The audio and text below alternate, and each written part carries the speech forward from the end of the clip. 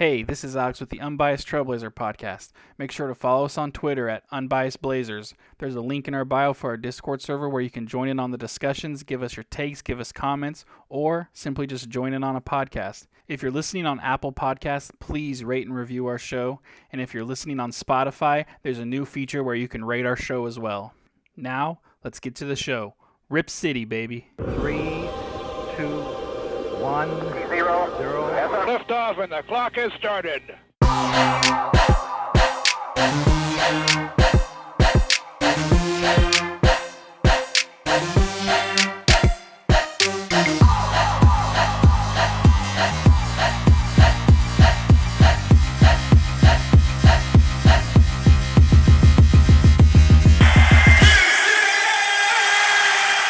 What is going on, Rip City? This is episode 39 of the Unbiased Trailblazer podcast. I'm Alex, and I've got Fawad here with me. How you doing tonight, Fawad? I'm good. Finally got to watch the Blazers game after a long time, so I'm happy to have had that time, and I'm happy to talk about Blazers again. So As you're always. telling me you watched some Blazer basketball and we won? Yes, but the thing is, the period that I watched, it was about most of the third quarter and a little bit of the fourth. Well, from when I started watching to when I turned it off, we had like a 20-point lead, and it went down to like 10. So I don't know. Yeah, soon as I turned it off- we'll get to that. As soon as I turned it off, we went on a run again. So maybe me not watching was the better option. Yeah, it remains to be seen if you're good luck or bad luck. So we'll have to test this out a little bit more. We'll get to that in a little bit. We have a couple things we wanted to talk about tonight. A rumor that came out today. Something I know at the beginning of the year we were kind of excited for, and it might have kind of mellowed out a little bit. I'm not quite sure how you feel on it. So let's jump into that. Do you have the actual article right now in front of you? The Jerami Grant article. The Jerami Grant article. It's not a Jerami Grant article. It's an article with a True. little blurb about Jerami Grant. But I guess I'll just read it. It's just only a couple sentences. It says this is from Shams, by the way, Shams Charania. The Portland Trailblazers are expected to seriously pursue Pistons forward Jerami Grant in the offseason. Armed with the Pelicans' 22 first-round pick, Blazers will explore offering the pick should it fall between 5 and 14. If the pick does not fall in that range, the organization's package falls behind competing teams that are chasing Jerami Grant. And then it also says he's eligible for a 4-year, $112 million contract extension, which comes out to 22 a year, which is not too bad. It comes out to 22 a year, you said? Yeah. Okay. Oh wait, no, that was over 5 years. It comes out to 28. That makes more sense. Okay. So I know at the beginning of the year and kind of near the trade deadline, we had talked about Jerami Grant coming here. And for me, at least, I liked the idea. I thought he could be a pretty decent piece to help us. But with that being said, my opinion has changed a little bit. Not a lot, but a little bit. I do think if he were to come here, I do think that would be a good piece to have. I don't think it's like the only move we need to make. But for me, hearing the comments that he's made where he's wanting to, get the max and be the number one option and it to me it sounds like he cares more about personal accolades and money than championships. And maybe I'm wrong. I don't know the guy, so maybe I'm wrong. But hearing that over, I guess it's a double-edged sword because we say the same thing about Lillard. He wants to stay and he wants to play and he wants the max money, and we're all for, he's so loyal, let's do that. And then here we got Jerami Grant pretty much doing the same thing. So who knows where I'm at now? I just convinced myself maybe he's not a bad guy. Go ahead, Fawad. Tell me how you feel about it. I have a lot of thoughts. So if you are in our Discord, you know that I was very, very much in favor of getting Jerami Grant at the deadline. Like you, my opinion of him has gone down a little bit, partly because of he didn't outright say himself, so like that's something to consider. Good point. But there are reports that he wants to be your primary option, and he wants that large contract extension. Which now that I'm seeing the numbers, I don't think that it's a huge extension. Like I wouldn't hate it, but the part about him wanting to be a primary option was definitely a little bit concerning. And then just overall, I think his year this year wasn't as good as last year, so that also kind of soured my opinion of him a little bit. But I still think he is a good fit for our team, and I would still be interested in pursuing him. I just don't think he's the guy that will put us over the top, and I don't think he's worth that Pelicans pick if it falls between, if it's in the lottery, basically. So, do I still want him? Yes. But am I willing to pay a lottery pick for him? No. That's pretty much where I stand right now. So that's surprising because all things aside from what I just said about him, maybe being kind of a me guy, if the Pelicans pick is somewhere in the 10 to 14 range, I probably would be okay with giving that for Jerami Grant as long as we're not giving up a lot more than that, or in a perfect world, that's the only thing we give up. Okay. Okay. No, I see that. So let me rephrase that. If it's in, say 11 to 14, just just for that little bit more. If it's in that range, I would be okay with it. If it was, like Bledsoe and that pick, Jeremy Grant, I still wouldn't love it, but I would be okay with that pick, and I would probably, I would be okay with it. Like I would not be opposed to making that trade. Um, but if the Pels finish the year bad and it's like if it's in the 8-9 range, I don't know if they can even fall, or I don't know if it's fall that far down or up, depending on how you look at it. But if it does get to 8 or 9, I think at that point I would probably keep it because you can usually find someone who's good long term and probably willing to, or not willing, but able to contribute immediately. Or if not, there's probably better trade options than Jeremy Grant if it falls to 8-ish. But overall, I just think that I don't know. I feel like I don't know. I'm okay with trading with him. I'm not super excited about it. I guess that's the best way to put it. Yeah, I mean, anything 10 and below is when you kind of get more into like that becomes an even more valuable pick than, it's easy to say, okay, this is the 12th round or this is a 12 pick, so maybe Jeremy Grant. I mean, let's be honest. Jeremy Grant is a good basketball player. I mean, just the other night he scored 40 points. I mean, he can offensively he can do it. He is a pretty good defender. He's long. He can play the 4 for us. Yeah, fit wise, he's really good, especially if he is willing to be a Exactly. third option. Like you said, he can play the 4. He is a good defender. He can create his own shot. He's a good enough shooter, like catch and shoot.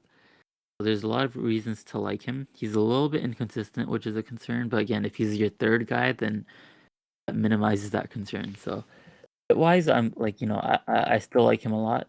I don't love him as much as I did a couple months ago, but I still think he's a good fit, basketball wise.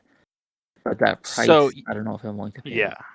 Yeah. So you said if he's the third option. So let me ask you this. Let's say our whole team stays the same except for we trade for Grant, we re-sign Ant and Nurk, and let's just say we make a pick with our whatever pick our pick turns out to be. Who would be the number 2 option? Is it Simons? Is it Hart? Or would it be Grant? It wouldn't be hard, I love him, but I don't think he's second option material. He's um, more like a glue guy, defender, I agree. spot up I shooter. agree. And between Ant and Jeremy Grant, that is a tough one. I think it might just be whoever is playing better that game or whoever starts the season better. So kind of like a Um, 2A, 2B kind of thing, like either one yeah, could be.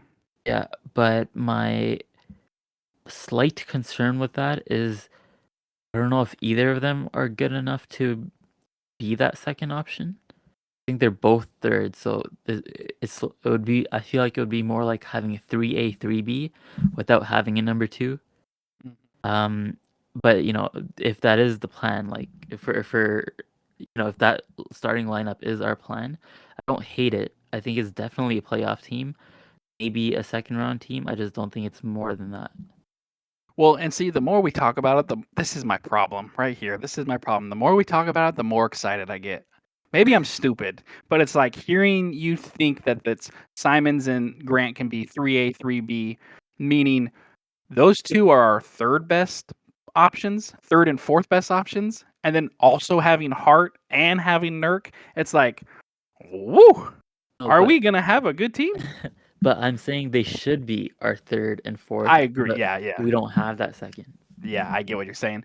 Now, so okay, so let's say I know we're playing what if land here, but It's the end let's of the say we season. We're make a thinking there's trade. nothing else to Yeah. do. Yeah, right. What if we trade that our pick, whatever pick we have, what if we trade that for another piece? And who knows what that piece could be, but I mean, do you think our pick being even better, we could get something even better than Jeremy Grant? I think we can definitely get someone better than Jeremy Grant, but it becomes about how good is that other person. I think it's only worth doing it for either an all NBA player, like current all NBA, or a young-ish all star. I don't know if either of those would be available for our pick, but that would be the only way I would be willing to do it. Otherwise, I'd take our chances with the pick. Like look at Scotty Barnes. He wasn't even on the radar a year ago today, and he's already contributing to a playoff team. That's So true. That's true. And things and can it's work hard out. it's hard to talk about all this without knowing a more like general idea of where we're probably going to be. And then Yeah. from there, it's all on the lottery and what happens in the lottery, which we'll get to in a second. Um, but needless to say, Jeremy Grant to the Blazers. I am okay with it at the right price as long as we're not giving up our pick and as long as it's not a high pick by the Pelicans. I think if that's the case, I think we could either get us something better or package our pick with their pick and get something even crazier. I mean, I don't know. Who knows? I'm just talking out my ass right now. But needless to say, I'm okay with Jeremy Grant coming here, and I do think he would fit here well. It's all just dependent on if he wants to come and stay and be a part of this team or not. Which I mean, he was on Denver, which was a good team. He decided he wanted to go somewhere else. More power to you. Um, now the decision is: do you want to try to win here or not?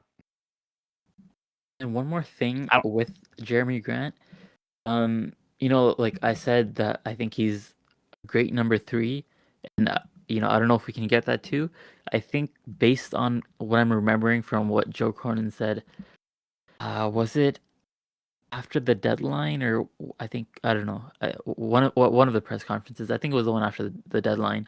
He didn't like say any names obviously, but I said even at the time I felt like the way he was talking felt like his end game plan for all these moves and everything was it sounded a lot like he was strongly after Jeremy Grant. I That agree. again, I've said it a million times on the court. I like his fit. If he is the guy that we're trying to get, I don't think that's enough, and that's a little bit of concern as well. If we're putting potentially or not our best, but we're putting good assets towards if we're gonna put it towards someone, is Jeremy Grant the best person to do it to go all in on? And is there a way to get him um like I guess while keeping the Pelicans pick either for ourselves or to trade for someone else? I don't know. Oh, Let me ask you this. I know you're pretty good about cap numbers, and this might be a question that you can't answer right off the bat. So maybe this is something we address later on. Do you think this is possible, and is it something to even that teams would even consider? Let's say we traded our pick to the Pistons, got Jeremy Grant. We did some kind of which pick? The Pelicans pick the or Pelicans pick. Let's just say the Pelicans pick. Let's say, let me say this. Do you think the Pistons would want Yusuf Nurkic? Do you think that's something they would even want? I know they have Stewart, but they've got young guards. Do you think a more veteran center would be something they'd want? it would need to be more familiar with their team, but my initial reaction is that no. Nurk isn't old or anything, but he's not young either. So I think he's more useful to a contending team. And rebuilding teams do need vets, but I don't think Nurk is. Like you want a guy who's really good in the locker room, and Nurk isn't really that. So I don't think he has value on that end either. Unless they think that they can make the playoffs next year, I guess is a possibility with Cade and a couple other young guys and whoever they draft this year. But I think most likely they probably aren't that interested in Nurk. Now, what if we did a sign and trade with Phoenix for Ayton? Because I know we've talked about that, and other people have talked about that. So Nurk would go to Phoenix. Mm-hmm. I think And that we would get Ayton and a sign and trade as well, because they're clearly not wanting to spend the money on Ayton. I think that's great for us, but I don't think Suns do that because Something Phoenix would want. yeah, because I don't I don't think they're not willing to pay Aiden. I think it's more that they didn't want to pay him prematurely. They wanted it was a good Sure. playoff run, but they were they don't want to bid against themselves basically. So I think that if someone else offers Aiden a max contract, I think they would match it. Maybe reluctantly, but I think they would. It's just that they would prefer not to. So I think that was I'm just assuming, but I think that's more what their line of thinking would be, rather than they don't want him at all at that price. Because paying him at the max or not having him at all, I think they would end up paying him the max. But if in the off chance that they don't want to pay him, then yeah, I would love to do a sign and trade with Nurk. Maybe send a pick their way or something like that. Mm-hmm. Because CP3 can make any center look good, look amazing, and Nurk is already good. So I do think they could have some interest in him, but I don't think they're going to be willing to part with Aiden yet. Let's put a pin to this, especially since they're the number one seed by far right now. So if they win a championship, they'll pay no matter what. Yeah, that's what I was gonna say. Let's put a pin in it and let's wait to see what happens in the off season, or in the playoffs and the off season. And then I think that is something that we could talk more about, and that could be a possibility. And then if we were to have Ayton and Grant on our team, I think that does make us a lot more better. A lot more better. I'm good with English, guys. I think that makes us a lot. How do I want to say this? I would not say more complete, but I think more competitive, more of a deeper threat in the playoffs than just Grant and keeping Nurk. But it pushes our ceiling higher. Yeah. Let's talk about that later. I don't want to get too down the rabbit hole on that one. Let's talk about tonight and something I kind of wanted to talk about with a lot of the fans of the Blazers that I've seen, at least on Facebook. A lot of fans I've seen do not like the word tank, and kind of blows my mind. So let's get into that. Tonight we played the Pistons. For those of you that are watching, I know it's been a rough couple months now, so I don't blame people that aren't watching. We've been putting out some pretty pitiful lineups that have no business winning games. Players haven't. Let's just leave it at that. Let's leave it nicely. Tonight we played the Pistons, who at this exact moment are the second worst team in the NBA. Losing to them would have been, for the tank, a huge win. Winning against the Pistons for the tank is a bad win. Of course, we win. We can't do anything right, apparently. so we do beat the Pistons, which obviously Pistons are a bad team. We're a bad team, so someone's got to win. Like Fawad said earlier, he started watching. They made a little bit of a comeback, and then when he stopped, we kind of put it to him and ended up winning by, I think, 5 or 6 or something like that. 4. Was it only 4? Oh yeah, that's right, because he hit a 3 towards the end. You're right. Okay. Let's be honest. Where we're at in this season, what's best for this season? I know there's still some crazy chance that we make the playoffs. For any fan that thinks that's what we need to do, and you're listening to this, I love you. I love you. But you are nowhere close to being right. That is the exact opposite thing we need to do. This season, it was lost long, long, long ago. We have no business winning games. The mere fact that we are in games, and granted, we've been blown out by 30 a lot. I think we might be coming up on the record for the most games being blown out by 30. But there have been, for instance, just the other night against Brooklyn, we were winning up until the fourth quarter, and thank God we lost that game. But we're starting to see these fake injuries. We've already seen it. I feel at least we've already seen it with Simons and with Nurk. But we just saw it tonight with Hart and Winslow. Was Winslow playing tonight? I don't think he was. Wasn't he? Was he? He might have. He might have. I was too mad we were winning. This is the weirdest world we're living in right now, where I'm mad we're winning. We won a game. I Like never this saw doesn't this feel happening. right. I've never been one to be like, yeah, we lost, but it's like that is the best thing for us. And if you want to convince yourself that that losing this season and not making the playoffs is bad for us, then I mean that's your opinion. But in my opinion and opinion of a lot of other people, it's not the right opinion. How do you feel about the tank, like winning tonight, like all that? Just all that I just rambled about. How do you feel? It's funny because all the stuff you talked about, how some fans might think we still need to make the playoffs, and no matter what, we shouldn't be happy with losing and stuff. I used to think that a lot. Even as recently, like as a couple months ago, probably, or last summer, if you asked me, I probably would have said that no matter what, we should always be trying to make the playoffs. And my friend who we had on last week, like he'll tell you the same thing. We've had arguments about how I'm always like, no matter what, you should never ever tank. But like at this point, there's nothing to gain by winning. Even if we end up in the Nothing. playoffs, it doesn't help us at all. And then It actually hurts us to okay, make the playoffs. it does hurt us significantly with that pick. But my argument used to be like, I guess it was basically that I don't want to promote like a losing culture.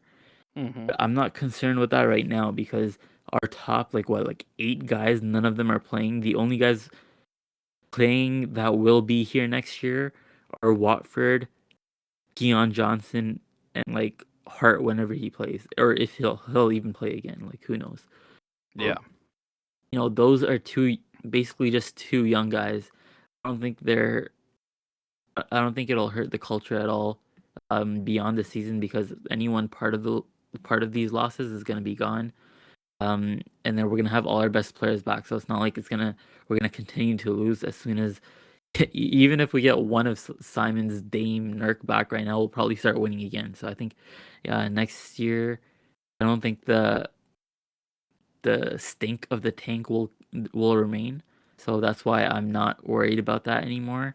And again, like getting that good draft pick is more important than winning any games right now. You're 100% right. There was a lot of people that said, creating a winning culture. We freaking have a winning culture. We have made the playoffs the last 8 years. If that is not a winning culture, then I don't know what a winning culture is. I get that we haven't won a championship, and I get that we've been kicked out of the first round a lot, but making the playoffs every year and with the rosters that we had, I mean, when we blew it all up at first when Aldridge and everybody left, nobody thought we were making the playoffs. And our winning culture, Lillard being our leader, took us to the playoffs. Dame is a one-man winning culture. He'll set the Yes. tone for the rest of the team. And like you said, we literally had to sit Nurk and Simons because we still were winning games. We won 4 in a row after the All-Star break, if I remember right, or going into the All-Star break and coming out. They had to sit them because we were still winning with these rosters that were not meant to win games. We have a winning culture. These players can win games that we do have that are not playing right now. And like you said, it's the young rookies that are getting experience right now that they would not be getting if Lillard and Simons and Nurk and all of them were in playing. So it only helps us this year to keep losing, get a better pick, and focus on next year. and all these young players are getting the experience they need. They'll probably end up going to some other teams, and I wish them nothing but the best. But you know, it is what it is. We have a pretty good foundation, and we just need to build on it. Winning games this year, every win hurts 1,000 times more than a loss does. And I'm still and not when there all the way there. Like, I don't feel upset about wins too much. Like, it is a little bit annoying, but I'm not like, why do we win? it hurts Um, me, but and yeah, it's so weird. the ideal is what we've been doing the last, I guess, 2 games where we're up for the first 3 quarters and then we still end up losing. So it shows we're still talented, even though we're putting Mhm. out like 2 NBA players. But Yep. yeah, right now winning above all else is the most important thing to do. And for example, let me just show you why winning hurts. Right now with tonight, we are let me refresh this just to make sure but I'm pretty sure it's updated. Right now, we are in 7th position for lottery wise at 27 and 44.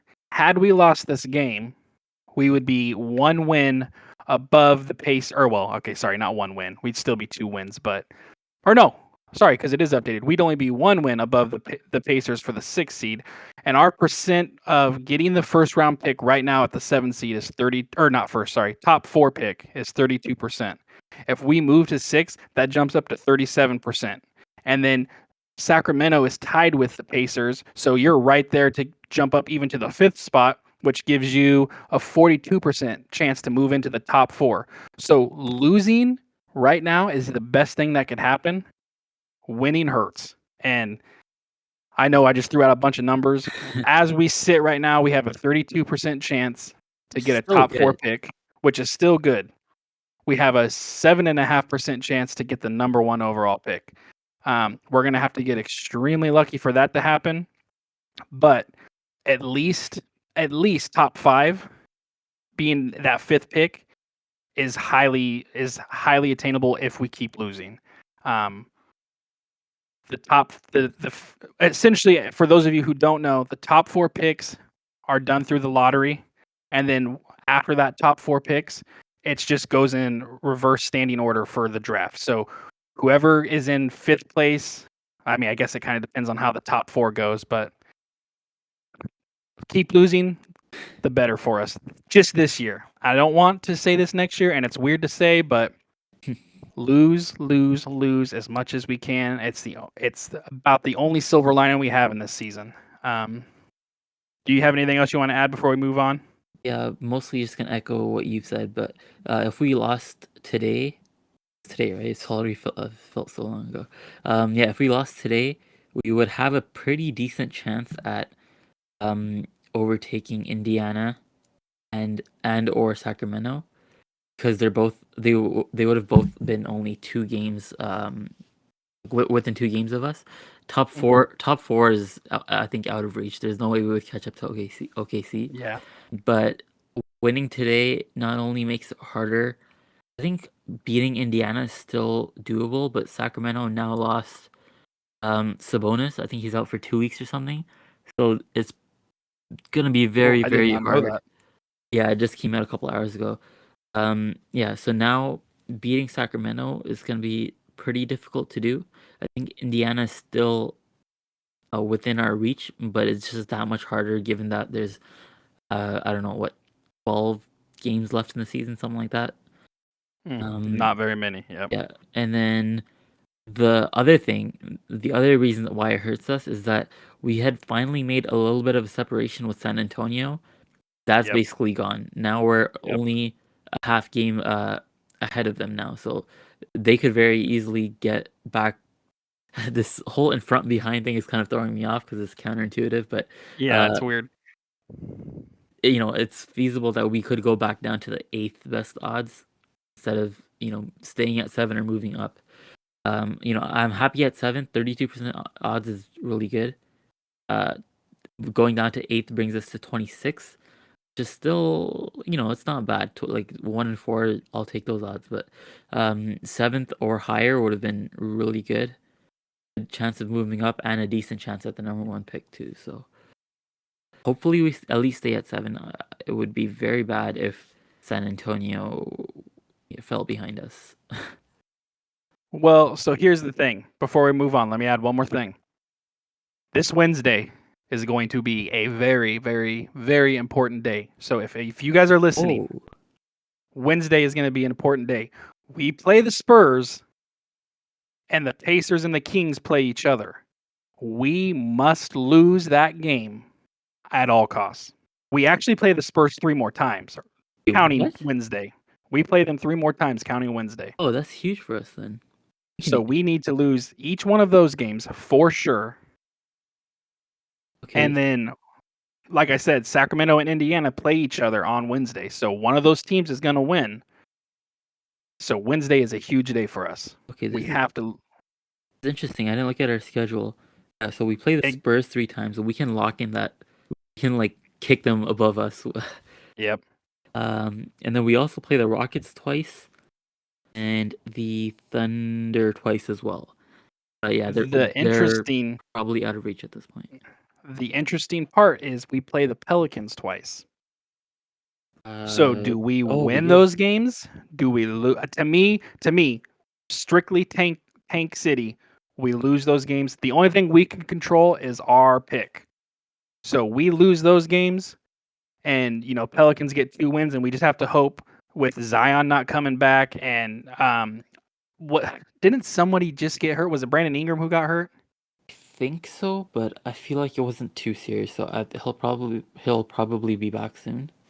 And I know the Pelicans lost today. So in my opinion, when we play the Pelicans, we lose both of those games. That's the only thing we can control is our pick. We can't control whether they win or lose games.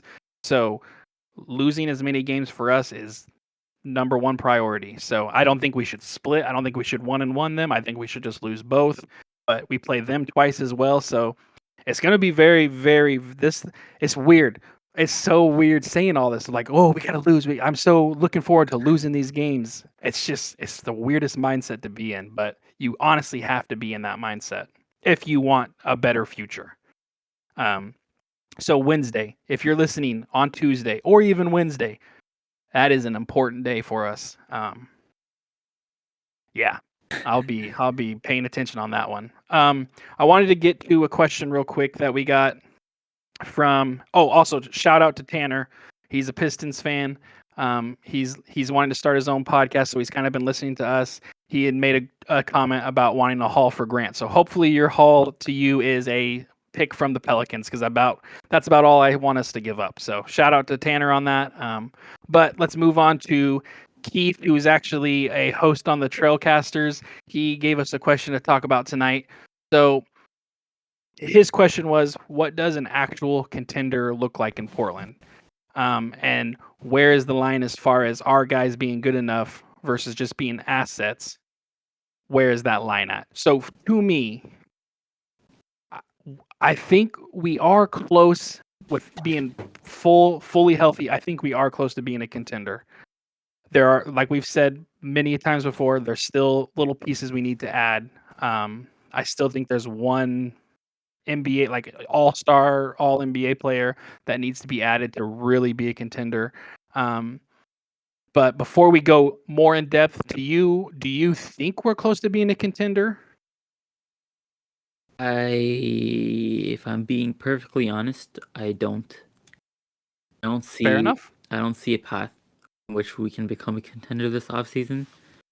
But that doesn't necessarily mean it's a failure to me. I'll be happy with, like a Western Conference Finals team. That would be like, if that happens next year, I'll be happy with that. I'll consider that a successful season. Yeah. So one thing he added on here was, as far as like, is our guys being good enough? Is Nurk above or below that bar as far as like being a contender type player? To me, I think Nurk is right at that contender. Like, That's exactly what I was gonna say. Anything above is great. Anything below is you're probably wanting something better. Mm-hmm. I think Nurk is a great center to have. He loves. The more I watch him, you can tell he loves being here. Speaking of Nurk, did you see him go to that fan the other night Yeah. and chuck his phone? Yep. He was not having whatever. I heard a couple things. Who know? I'm not even going to state it because I don't know what's true and what's not. But he was not having whatever was happening. But anyways, I think Nurk is right there at that line of he is good enough center to be your contender center. So Watford to me, he's below, but he's a good young piece to have. He's good depth. He's good. He can come in and get you 10, 15 minutes if you need him to, and it'll be hard 10, 15 minutes. And the same with Winslow. I think he's below, but he's a good piece to have where he comes in and he's got that defensive mindset where he's going to try to lock down whoever he can and he's going to make the plays necessary to help you win a game, which is another player I think starting after tonight we're going to see have some mysterious injury that he's not playing because for some reason we keep winning when he plays. What about you for Watford and Winslow? I think I like Watford a lot. We've talked about him a bunch, but in terms of contention, I don't know if he's there yet next year. Mm-hmm. I don't know. Maybe if he improves enough, like he could be a bench player for a contending team. If not next year, then probably like one or two more after that. But like I don't know. I can see him getting there. I don't know if he'll get there by next year. I think Winslow is pretty much like how he is what he is at this point. Exactly. So I don't expect him to, unlock another level like it is possible with Trendon. But with Winslow, in terms of him being above that line of can he be on our roster as a contender, I think he would be fine as like the ninth guy, like playing 10 minutes off the bench, or ideally like an injury insurance type of player who's there in case, or not in case, but when one of our bigs get injured, he can plug in. But more than that, I believe in him that much. 10 minutes a game at most, but ideally Yeah. as a backup, like backup for our bench. Yeah, and I 100% agree with you. There's definitely moves that have to be made in order for us to be considered a contender. If those moves can even be made this season, I don't know. I mean, it's going to be a very interesting offseason. It's to me, honestly, this is the most important offseason I've ever been a part of. I know it seems like you say that every year, but you look back at all the years before this, without a doubt, is probably the most important. And I don't want to go down another rabbit hole or just reopen wounds that are just starting to close. But I think if we didn't make that trade with Norm, I think we would have a lot more flexibility this offseason, and we might have been able to make some of those stronger moves. But now that we don't have some of those assets that we could have, I think it's a lot more difficult to build a contender. You just had to do it, didn't you? You just had to. I just got that Band-Aid on good, and now it's right off again. No, I agree. I 100% agree. It's Anyways, this has been a very actually I have enjoyed this podcast. This has been a fun one. I've got a little heated. I got a little emotional. This has definitely been one of our better ones, I think. So with all of that being said, do you have anything before we kind of wrap up here? I feel like there was something. I guess I don't remember, so I'm good to wrap up. When I start going, you remember, just jump in. Next week we're gonna have a special episode. Fawad has someone joining who's kind of actually Fawad, I'll let you kind of explain what's going on. Go for it.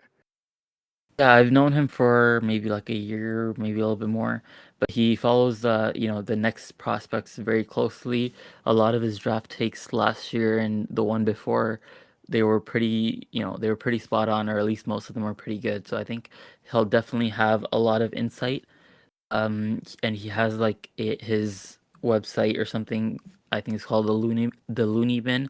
He'll probably plug it better when he comes on, but yeah, he's pretty knowledgeable about the drafts most years, and his takes on the prospects are pretty good. So I think he'll give us some advice on who some of the best prospects are if we don't jump into the top four. So in that 7, 6, 7, 8 range, he'll definitely have a couple guys who he thinks fits our roster and will be good long term as well. So I'm excited to hear his thoughts. Yeah, I'm really looking forward to talking to him. I will be the first to admit that I tend to not pay a lot of attention to college basketball Same. because I'm so much a Blazer fan. Um, Usually once March Madness rolls around, that's when I really start watching. So truly, I can't like be 100% like, yeah, this is who we need to get. So I'm excited to hear what he has to say. But with that being said, I also want to put out an invitation to anybody that's listening and truly does watch college basketball. If you have a player that you want to talk about, I have no problem getting you on the podcast talking about that player, telling us why you think he's good for us, why you think he could, be a good asset for us. I would honestly, I would like to get in depth with a lot of the options we could have. So if there is a player that, in the top 7 or 8 that you think we should take, I don't really want to try to do like a surprise pick, like some guy that's projected to be in the second round and like this is who we should take. But if you're big on Chet or any of them, just let us know, and if we can get together and do a podcast on it, I'm 100% down to do it, even if it's just me and you if Fawad can't make it. So, but I'm looking forward to talking with. I don't think I got his name. What do you know what his name is? I want to say it's Nick, but I just know him by his username on Discord, which is N4. N4. Okay. As of right now, he's N4. So I'm looking forward to talking to N4. But that's going to be next week. And then, like I said, if anybody is, a fan of a player and wants to talk about it on this podcast, we're more than welcome. You're more than welcome to, and we encourage it and we want to talk with you. So hopefully we get somebody that wants to, or a couple people that want to, and we'll go from there. Before we wrap up, though, we're going to do the trivia question. I don't know if this was a tough question for some or if it just kind of got slipped by everyone's mind. We didn't get as many answers on this one, but it was oh my gosh, who was the first Trailblazer Rookie of the Year? Surprisingly, I think we only got one right. A lot of people picked Brandon Roy, and that is not right. Unfortunately, he was the second player to get Rookie of the Year. Jeff Petrie was the first person to get Rookie of the Year for us. And I want to say, give me just 1 second. 1 second.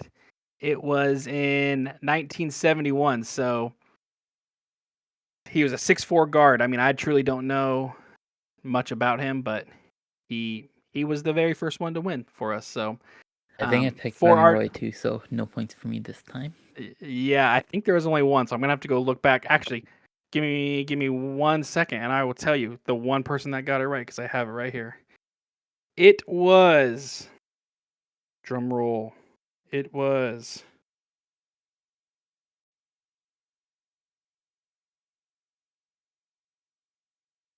uh-oh. Uh-oh. Oh, here it is. Oh, you of course my phone's now frozen. Of course. Okay. Um I want to say it was I want to say it was Oregon Meister. I okay. I don't want to. I'm gonna forget this part. Let's pretend like I didn't say it. It's my phone's not working right now. I don't know what's going on. So we're gonna go to the trivia question for today, which is it's gonna be kind of a tough one. It's probably not one a lot of people are gonna know. So I'm curious to see if we get more answers or not. Who was the first Blazer with more than 200 steals in a season? Um, Lionel Hollins, Larry Steele, Kenny Anderson, or Clyde Drexler. I'll get a form going for that. We'll get that put out there. And, whether or not people, even if you guess wrong, it's not a minus point or anything. This is all just for fun. And, there's a lot of questions that I don't know the answers to. And this was actually one of them. I got it wrong when I guessed. So, other than that, do you have anything you want to add, Fawad, before we close out? No, I was just trying to find some more about the draft, but I'm pretty clueless. So yeah, but yeah, I'm just gonna echo what you said earlier. If anyone has any insight on the draft, we're more than welcome to talk to you, put you on the podcast, and hear your thoughts. Shout out to Trailcasters for the question. Thank you, Keith. I look forward to talking to you next week with N4 and learning a little bit more about this draft, because this is going to be an important draft for us. Other than that, I hope everybody that's listening has a good night. And as always, Rip City, baby.